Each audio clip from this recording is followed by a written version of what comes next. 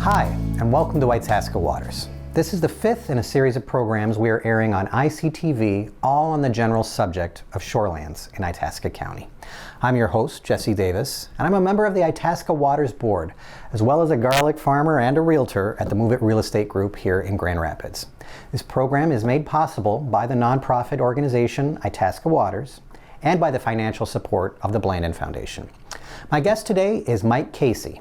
Mike is co-owner of Bunes Septic and a 21-year veteran in the industry. Today we will discuss, as part of Itasca Waters' ICTV series on shoreland, septic systems and their impact on our waters. Mike, thanks very much for talking with us today. Thanks for having me, Jesse.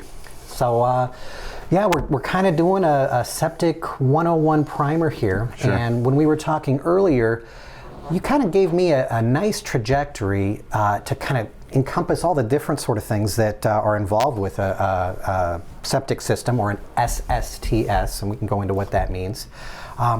But really, you say the game really changed in the mid-90s when the University of Minnesota, which had been working with a lot of rural communities and trying to figure out how these rural communities could keep their water from being damaged by systems that weren't really designed to do that. So right. Really moving from disposal to treatment. Exactly. And so, why don't you give us a little... It really centers on treatment. It goes back as far as the early 70s when the University of Minnesota started to look at the impacts of wastewater on our groundwater and our lakes in particular. And the model that they, or the research that they did in those early days ended up becoming the model for not only the code in Minnesota, but for the country. Really? And yeah, it's used all over, and it's interesting to see some of the other states in our trade magazines and stuff are way behind us in terms of treatment. But with 10,000 lakes, they had an incentive to look at the impacts of wastewater on our lakes and the groundwater. And so they did research, and in the early days, from the time that outhouses went away and septic systems were being built, there really wasn't much concern given to what was happening with the wastewater. And it was out of sight, out of mind. As long as it went away, and nobody really seemed to care. And so the bigger concern was a toilet that flushed and worked properly. And what happened to it after that was not really given much thought. Well, the university, through their research, developed practical treatment methods and construction practices.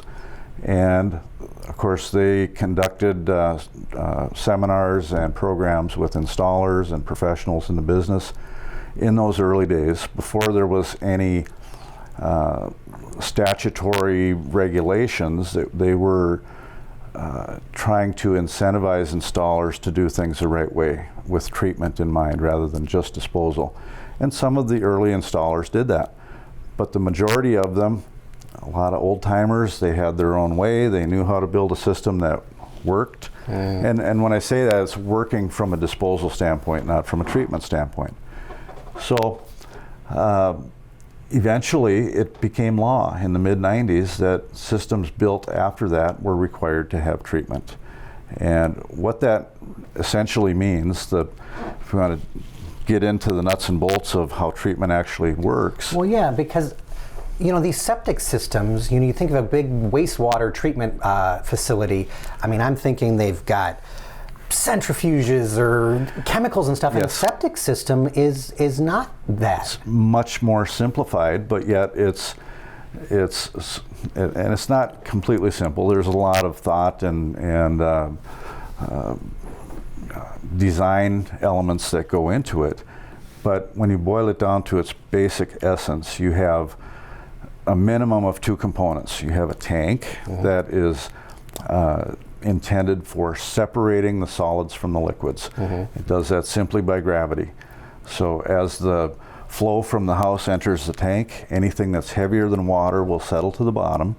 Anything that's lighter than water will float on the top. And this area in between we call a clear zone. And if you sample it, it is reasonably clear. Not clean, but clear. So that's the first phase of treatment, is separating solids. We had that in the old systems as well. But then that clear, what is referred to as effluent, flows to the drain field. In some cases it's pumped to a drain field. The actual treatment takes place in that secondary phase of the drain field. As the wastewater percolates down through the soil profile, the oxygen in the soil, aerobic bacteria, is responsible for consuming the pathogens in the wastewater. So it's not just the sand or the gravel filtering it, it's actually an active... It's somewhat of a filtering process, but the actual filter is the bacteria in the soil. Okay. And it's going to lead into your next question I get asked a lot, is why do I have to have a mound system when I've got good sand, I've got gravel? The old system worked great in the soil that I have. And in fact, for myself, when I was first learning about this, what kind of was my thought is, it's all going into the ground anyhow, what's the difference? Yeah. Well, the soil needs to be good soil, ideal soil, in order to support that oxygen. If you have what they call limiting factors in the soil, you reduce or eliminate the oxygen. So common limiting factors in our area would be what they call seasonally saturated, sometimes incorrectly referred to as high water table. But you can think of it that way. If the ground is wet, you don't have oxygen. Okay. And it can be, at certain points of the year, it might be favorable, but other times of the year it's not. So given that, or another limiting factor would be clay soils or rocky soils. And they define bedrock. We see a lot of that along the North Shore in Minnesota. But specifically what they define as bedrock is more than 50% rock in the soil. So without those, or if you have those limiting factors in the soil, you don't have the oxygen needed to support treatment. And so given, go ahead. Well, I'm just wondering, are these bacteria just naturally in the soil? Naturally occurring. If the conditions are right. It's not something that you, when you're designing a system, have to... Well, that's a good question, because it leads into additional, I said there's at least two components. There are what we call advanced treatment systems that would add additional components to improve treatment, or perhaps cut down on waste strength if you have special circumstances. For example, a lot of people in a residential setting, group home or something like that, maybe a restaurant or a laundromat where you have lots of usage, then they go into these advanced treatment systems. And we can talk more about that, but it actually, one example of an advanced treatment system would be to add oxygen into the system through means of a blower, simply a bubbler that introduces oxygen into the septic tank and creates an aerobic bacteria in the septic tank. So you've talked about mounds, and I certainly, as a realtor, see more and more mounds being the norm with newer homes. So let's talk about what the major kind of categories that there are. There's a mound system, there's a drain field. You talked about gravity type system would be the most simple. If you have ideal soil, you have what we call vertical separation. That would be, you need 3 feet of clear, good soil below the drain field for that treatment to take place as the wastewater percolates through the soil profile. If that's the case, a gravity system is allowed. If you don't have that, then they have to create that soil profile above ground, or perhaps you see some mounds are fairly low, some are quite high. That is an indication of where that limiting factor is below grade in the soil profile. So if they find, yes, you have a limiting factor, but it's down at 24 inches, then you'll end up with a shorter or lower mound. But if it's right on the surface, they're going to have to create that higher mound.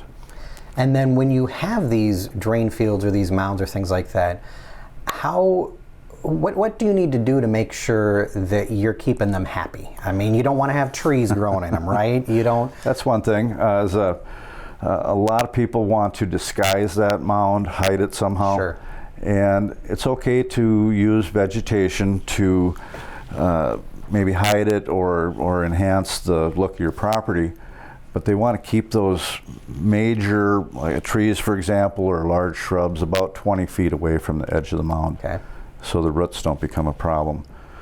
But keep in mind the vegetation that you plant around the perimeter area of a drain field is actually helping to draw some of that moisture out of the ground. Sure. So it can be a synergetic, Well, and it's also fertilizer that's going into the ground. Well, yeah, I'm thinking I'm a garlic farmer here. Right. You know, I sell at the farmer's market. Would it be, I mean, certainly you've got activity going on pretty far below the ground surface. If I planted corn or you know, crops, would that be an issue? Or do you maybe want to stick more with ornamentals and things like that? Vine-based crops, or for example, tomatoes wouldn't be a problem, but crops that grow below ground, potatoes, onions, that sort of thing, Carrots, you would want to beets. avoid contact with Sure. the natural fertilizer from humans. So, but yeah, that's an option too. Okay. Well, one of the things that has been big news in our lake country here is, you know, we have some of the most pristine lakes in Minnesota compared to some of the places in southern Minnesota, or even compared to the Brainerd Lake Central region. area, yeah.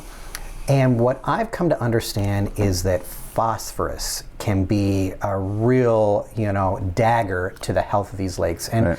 how does something like phosphorus, one, where, I mean, it's naturally occurring, right? Right. How does the septic system stop phosphorus in its tracks from getting into our groundwater and our surface water? Well, phosphorus is one of the ingredients in that effluent that flows out. So you can think of it as fertilizer. If you put fertilizer on your lawn, that's essentially phosphorus, and sometimes nitrates are a part of that as well. And Potash, yep. Yeah, and in sewage you have nitrates and phosphorus.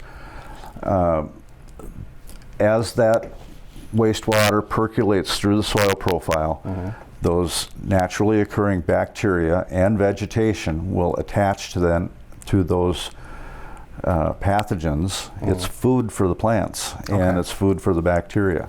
So it's a naturally occurring process of them consuming those pathogens in the wastewater if they have the oxygen present to support that bacteria. And you know, so we're filming this right now in December. It's cold out there, but at a certain point, there's enough snow or straw or whatever that there is going to be oxygen even in the dead of winter for these bacteria to operate. Yep. Okay. Below the frost, the ground's not frozen, and so that bacteria is somewhat temperature sensitive, so it might slow down somewhat. Okay. If you have a system that's struggling, colder weather might be a problem for it, but we don't see, unless the frost gets so deep to actually freeze the drain field out, we generally do not see problems in operation of a system in the wintertime. Okay. So.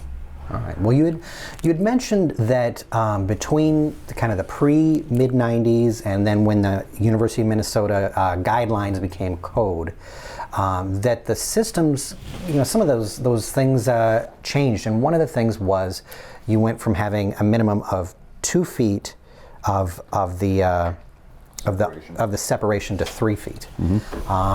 What are some other nuts and bolts things that changed? Well, the tanks themselves in the old days were not watertight, so groundwater could enter or wastewater could leach through the tank itself. They were simply blocks that were laid in a circular manner, most typically.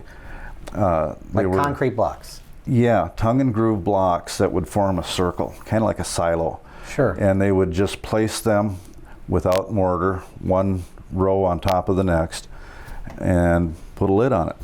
And at one point, they said, well, we need to have some sort of a floor. The early ones were just the dirt bottom. Oh, okay. And so obviously you had the potential for leaching through into the ground that way. So it was quite rudimentary. They would just open up a bag of Portland cement and rake it out on the bottom, and it would set up. You didn't mix it up or anything. It was just powder dry, and it would set up under the water, and it would form a layer about as thick as that piece of paper, and that was considered a sealed tank at one point probably in the 70s. And then at another point, and this was as they were learning more about rules and research and so on, then they said that the tanks needed to be what they called back plastered, and that was where they would just line the inside of it with a dry mortar. Again, it wasn't laid like a brick wall where you had mortar in between each block that was placed. It was just once everything was in place, you would line the inside of it, and those were considered a sealed tank. Well, finally they said, no, we want actual sealed tanks. Either the code describes it as made of materials that are decay proof. In the real world, we see either concrete or plastic tanks being used. And so one of the things that we look for is tanks that might be leaking when we pump a tank. And that could be through you have a pipe coming in, a pipe going out, you have access covers and inspection pipes coming to the surface. So there are potential leakage points on each tank. And another important change with these new tanks was accessibility. In the old days, you just had hopefully you had a pipe coming to the surface, and that was your clean out port. Well, you could put a hose in there and you could suck it out, but you couldn't really see how well you were doing unless you dug it up and took the cover off and really cleaned it out. But the new tanks are required to have a manhole cover, and now the code has evolved to the point where you have multiple manhole covers on the newer tanks. So typically 2 or 3. And so you can really see in the tank, you can diagnose problems easier if there's an issue with the pipe coming in, or if you have to work on a pump or something like that, we have access into the tank. Well, let's say I'm living out in the country. I've got a subsurface septic system, and things seem to be working good. But I just I want to know. You want to take care of it, right? Yep. Do I just see if it is compliant? I mean, it seems like compliant and actually effective and safe. They're almost kind of little independent issues, right? Compliant really only refers to the fact that that system does not pollute the groundwater. Okay. The code, the checklist for the code, when an inspector comes to look at things, they're looking to make sure that that tank is watertight and that you have the separation in the soil, and that there are no obvious issues with that system in terms of pollution. But in terms of operation or performance or serviceability or any of those things, it's not on their radar at all. So a compliance inspection is not necessarily a bad thing, but it doesn't give you the full picture of that system. Okay. It's only one aspect of it. As far as maintaining a system goes, the most common question I get after I pump a tank is, what should I add to it to get it working again? Sure.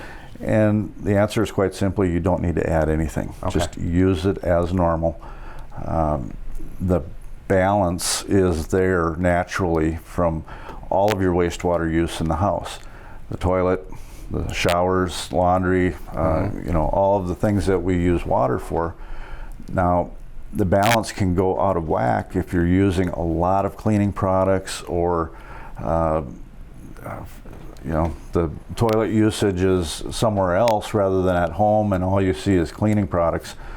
Where we really notice it is these group homes, especially memory care units, where they have 3 problems. They have a lot of people, they have a lot of cleaning, and they have a lot of medication. And so those are negatives for the system. The only answer for that is to maintain it more frequently by pumping it more often. Okay. And some of those larger group homes, we have to pump them twice a year. Okay. Just to stay ahead of the problems.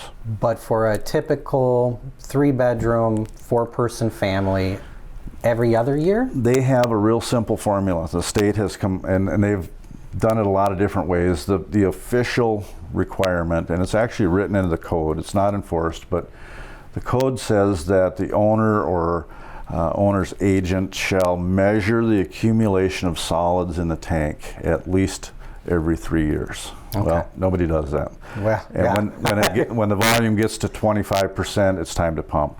Okay. Well, they've simplified that by saying if it's a house with just one person or perhaps a seasonal cabin, you can go 3 years. Okay. And if it's 2 to 4 people, you can go 2 years. If it's more than 4 people, you should be pumping every year. I find that to be pretty accurate based on what I see in terms of that 25% of volume of solids in the tank. So. Now, when we were talking earlier, you had mentioned about a 3-bedroom house that would be designed for 450 gallons a day. That's the typical design flow for a 3-bedroom home. Okay. At 4 bedrooms, it goes to 650 or 600 gallons a day, I believe. Okay. So what they're trying to do is guesstimate an average or typical family's usage, and that figure has been modified through the years based on trial and error, what works and what doesn't work, and it's been raised from a lesser amount to a 3-bedroom home is now 450 gallons. They figure that that's about half of the normal daily usage for a family of 4. Some are, some aren't. Yeah. And every family is different with their water usage. No one is average. Right. So that figure is designed to build in somewhat of a safety margin for, you might have a big group of people over and it can handle those surges in activity. Now, we get in this area, especially in the summertime, a lot of people are having graduation parties or big get-togethers, reunions, whatever. Yeah. And what I tell people is, if you know that you're going to have 40 people at your house, it's not a bad idea to pump the tank the day before everybody gets there. Sure. And that way, it takes, a typical tank is 1,000 gallons. It takes 1,000 gallons of usage to fill it back up. So your drain field doesn't necessarily feel the impact of 40 people all in one day. Okay. And so there are little things like that you can do to help it out as well. Now, you had talked about, well, actually you hadn't talked about it. I've read that the average, lifespan of a system is 20 to 30 years. It can be. Okay. Or it can be less. It can be a lot less. I've seen systems fail in as little as 7 years for lack of pumping. Okay. And the usage was such that what happens when you ignore the pumping maintenance, it's a lot like when you ignore the oil change on your car. You can be unaware of any issues. In other words, you're driving along just fine. It's been 5 years since you've changed your oil, your car starts and it drives every day, your toilet flushes every day, but all of a sudden when it breaks, the end is sudden and catastrophic and expensive. It's the same with both. When that red light comes on and your car makes a funny noise, it's going to be an expensive repair. When your system either backs up or starts to bubble up out of the ground, it's an expensive repair. Yeah. And so the ongoing maintenance is basically like an oil change. It continues to, it keeps the system cleaned out so you're not introducing a lot of that sludge into the drain field, which tends to plug up the soil. Sure. And when that happens, initially what happens is it starts to make the drain field smaller, and then ultimately your water usage becomes greater than what it can handle. Because that sludge is keeping the oxygen from being available to the little microbes down there that are, It plugs up the soil basically. All right. Yep. So let's say you are doing things right and you do, you pump every 2 years and you've got a compliant system, but Do you only know when a septic system is no longer functional when bad stuff starts to happen? Yeah, odors, bad flushes, and problems out in the yard, any of those types of things, backing up, all of those would be big red flags. Okay. And of course we would generally get called to check it out, and sometimes it's a minor issue, and sometimes they're at the end of their life. And so if it's at the end of its life, then what happens? You just get the excavator come in and just... Well, some people will address that issue right away and, have a new system installed. Some people can limp along by increasing their pumping frequency. Mm-hmm. I've got some customers that pump as needed or as often as 2 or 3 times a year to avoid that expense of having to replace the system. Mm-hmm. It's a Band-Aid that will allow them to get along for a while. For a certain amount of time. Yeah. Well, I do know that there is a program that Itasca County is going to be offering in 2020. These are for folks that currently have a system that has not been assessed for compliance. Now again, there's that difference between compliance and function. Right. But it has not been tested for that in a while. And this is a program, it's a 0% interest loan where folks get this test, find out if they're compliant or not, they fail, and then this loan has an application fee, but it gets spread out over 10 years on their taxes, basically, kind of just like your property tax assessments. Yep. And so we haven't really talked prices of what systems are, and of course it's going to vary on your soil or something like that, but there looks to be some programs that are coming up soon in 2020, as well as some that have been available in the past. Yeah, we've seen where low income or people that just can't quite afford a new system, but yet they have an imminent health threat because of their system, or a serious problem with their septic system needs to be changed out. There are programs out there available, low interest loans, possibly grants. It's not really my area of specialty, but I know Itasca County has resources available, possibly Itasca. Yep. There would be some places to check into that. Well, as a realtor, I know that septic can be it can end people, especially if they're coming from an area where they've never been on a septic system, they're freaked out about it. And so, it's something that when I have clients that want to list a rural home, or a home, not even rural per se, they don't have but to be rural to be on septic. Yep. But getting that compliance certificate is really important. So I'm hoping that this program, it's actually $500,000 that's going to be made available to people. It will be something that they'll kind of preemptively get a new system and not be shocked when something fails. Yep. And then someone who's put an offer on their house, which is otherwise perfect, take it away. Well, it can be a deal breaker on a real estate transaction. Oh yeah. And I get the question all the time, do you think my system will pass if I have it inspected? Well, my license is not as an inspector, but I can generally offer an opinion.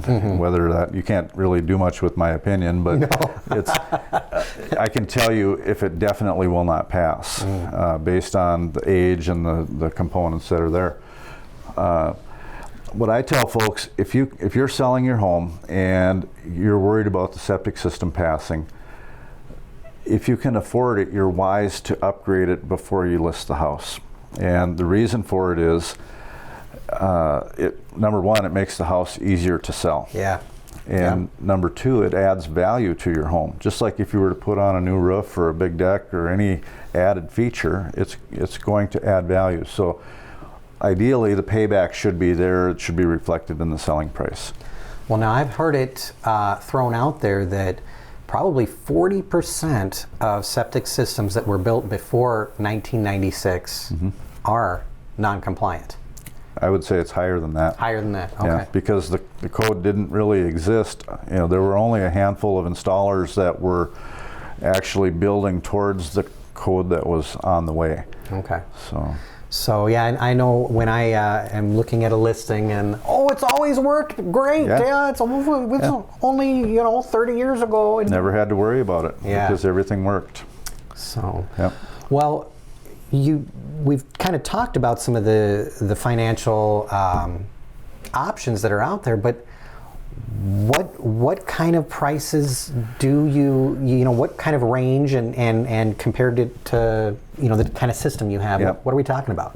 I would say on average, and there is no set price necessarily. Absolutely. Because you have different installers. It's a bid process, and each site is unique.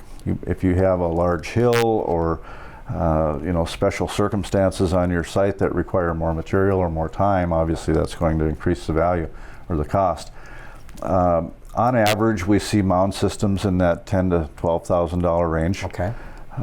Like I said, gravity systems are still an option if you have the right soil, and they would be less expensive, not quite half, maybe $6,000 to $8,000 for a gravity system.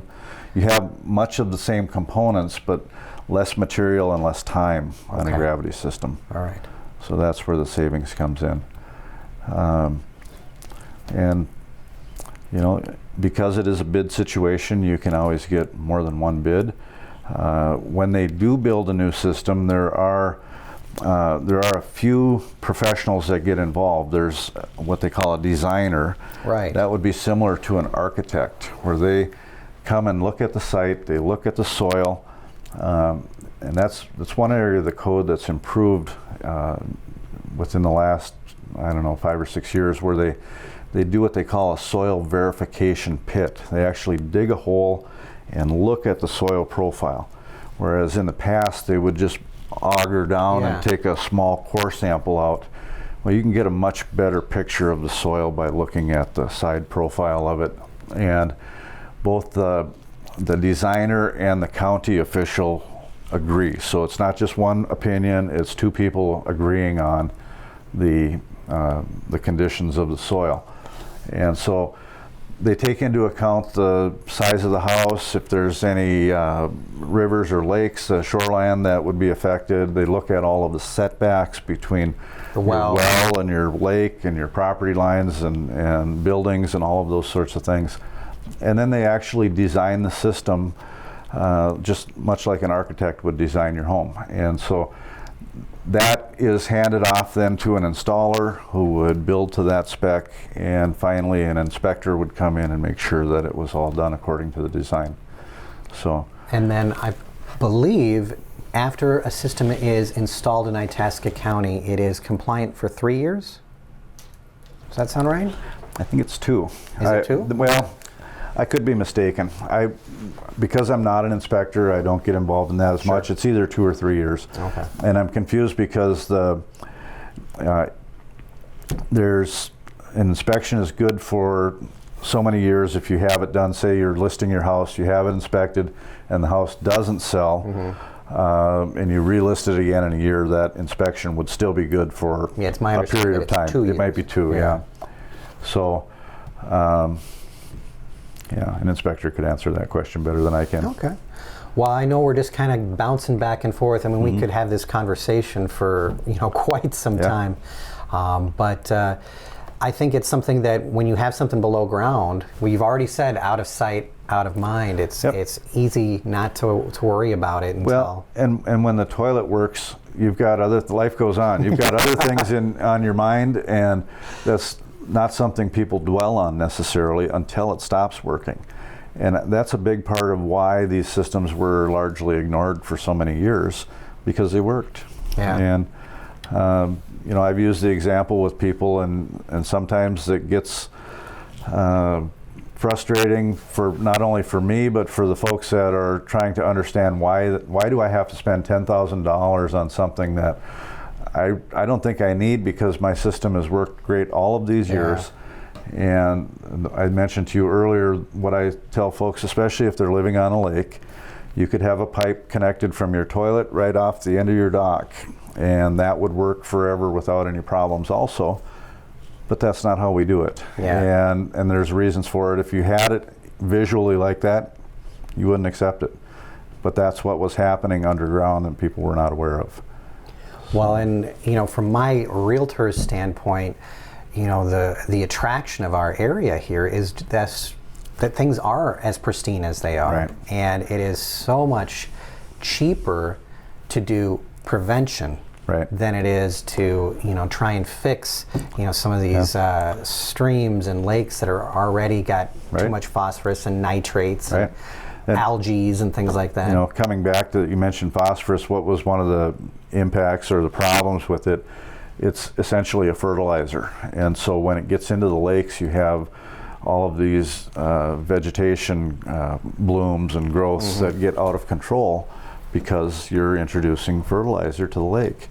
And so if we can filter that out ahead of time, and of course there's other folks at Itasca Water that can give a lot of information on buffers and shoreline management that also will improve water quality as well. But with septics, we're dealing not only with that environmental issue, but it's also a public health issue. Absolutely. And stuff that you can get really sick from. And the kind of sick you don't want to be.